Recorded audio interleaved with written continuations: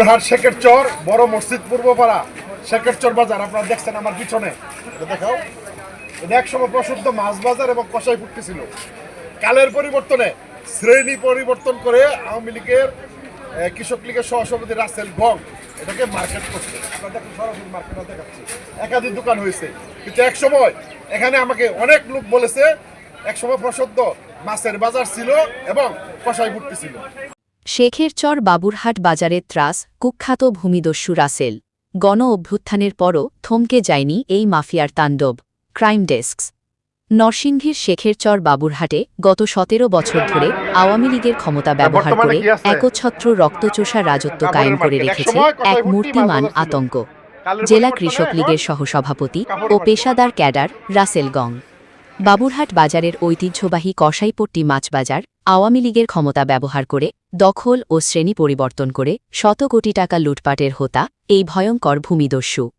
৫ই আগস্ট স্বৈরাচারী সরকারের পতনের পরও এই মাফিয়ার তাণ্ডব থামেনি, বরং বিশাল সশস্ত্র ক্যাডার বাহিনী নিয়ে এলাকায় মহড়া, নিরীহ ব্যবসায়ী নির্যাতন ও জামায়াত বিএনপির নেতাকর্মীদের ওপর অনবরত হামলা ও হুমকি জারি রেখেছে।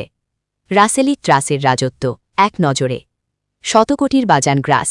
ক্ষমতার দাপটে ঐতিহ্যবাহী কসাইপট্টি মাছ বাজার অবৈধভাবে দখল ও শ্রেণী পরিবর্তন করে শত কোটি টাকা হাতিয়ে নিয়েছে এই নরপিশাচ। মামলার পাহাড় ও প্রকাশ্য দাপট। হত্যা চেষ্টা, ভূমি দখল ও চাঁদাবাজির একাধিক মামলা থাকার পরও বিশাল ক্যাডার বাহিনী নিয়ে বুক ফুলিয়ে ঘুরছে এই শীর্ষ সন্ত্রাসী।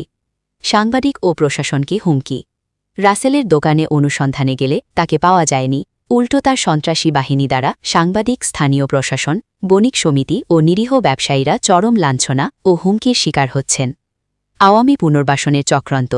পলাতক ও নিষিদ্ধ ঘোষিত স্বৈরাচারের দোসরদের আড়ালে থেকে পুনর্বাসিত করতে এখনও গোপনে বিপুল অর্থায়ন ও চক্রান্ত চালাচ্ছে এই গডফাদার দানা মিয়ার ছেলে রাসেল মাহমুদ।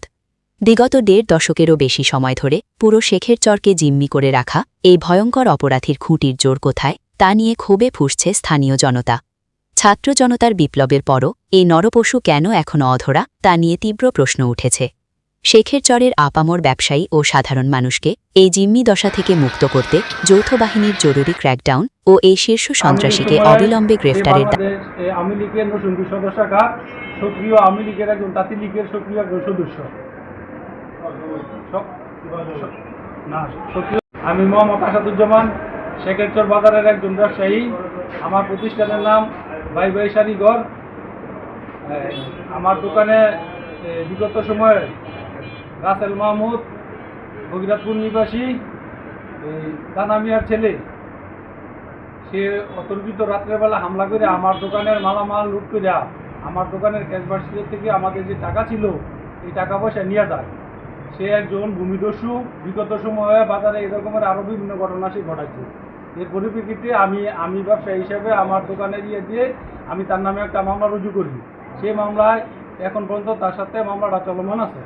তার নামে গ্রেপ্তারি পরোয়ানা মামলায় মহামান্য আদালত তার নামে গ্রেপ্তারি পরোয়ানা জারি করে এই মামলায় এখনও সে অস্থায়ীভাবে জামিনে আছে। জামিনে থেকেও সে বিভিন্ন সময় বাজারে এইসব বিভিন্ন সময় এসে বিভিন্ন লোকের সাথে সে হয়রানি করে। সে কোনো ব্যবসায়ী লোক না, ব্যবসায়ী সমাজের না, সে একটা সমাজের দুষ্কৃতিকারী লোক। এটা সবাই সে জানে। সে তার বাজারে কোনো ব্যবসা নেই, সে একটা ভূমিদস্যু। এখন কি এখন আওয়ামী লীগ সরকার, আওয়ামী লীগের দোসর কৃষক লীগের সহসভাপতি রাসেল সরকারের কাছ থেকে কীভাবে আনছে এটা পরিবর্তন করে এটার মাছ বাজারে মার্কেট বানিয়ে দিচ্ছে। এলাকার সব সাধারণ জনগণ এই বাজার থেকে মাছ কিনতে, এলাকার এটা প্রসিদ্ধ মাছ বাজার ছিল, সবাই মাছ টাছ কিন্তু এলাকার মানুষ কিনে হলো। এখানে আমাদের রাসেলটা কেডা? রাসেল দানার ছেলে, কি ফল? কৃষক লীগের সহসভাপতি। আচ্ছা, তাইলে এটা মাছ বাজার ছিল এক সময়? হ্যাঁ, সময়। এখন এটা কাপড়ের বাজার হয়েছে। কাকা আমার একটা প্রশ্ন। ঠিক আছে।